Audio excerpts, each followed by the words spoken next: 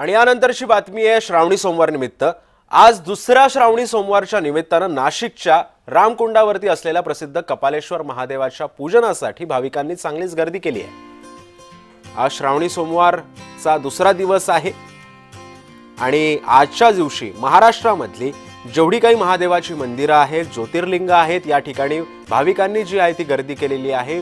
महादेवाच्या मंदिराला आकर्षक फुलांची सजावट करण्यात आलेली आहे।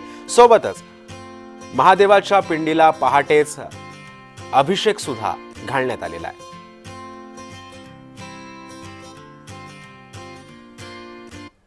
याचे दर्शन केलं तर आपण 12 ज्योतिर्लिंगाचं दर्शन केलंय असं साध्य होतं आपल्याला। आज सोमवारी दुपारी 4 वाजता पालखी सोहळा असेल। संध्याकाळी देवाची शास्त्रोक्त पूजा केली जाईल आणि रात्री 11 वाजेपर्यंत 11:30 पर्यंत मंदिर हे चालू राहील। त्यामुळे आपण पाहतोय की कपालेश्वर महादेव मंदिरामध्ये सध्या पूजनासाठी, महादेवाच्या दर्शनासाठी भाविकांनी गर्दी केलेली आहे। नाशिकमधली ही दृश्य आहेत। एकीकडे त्र्यंबकेश्वर मध्ये सुद्धा भाविकांनी गर्दी केलेली आहे।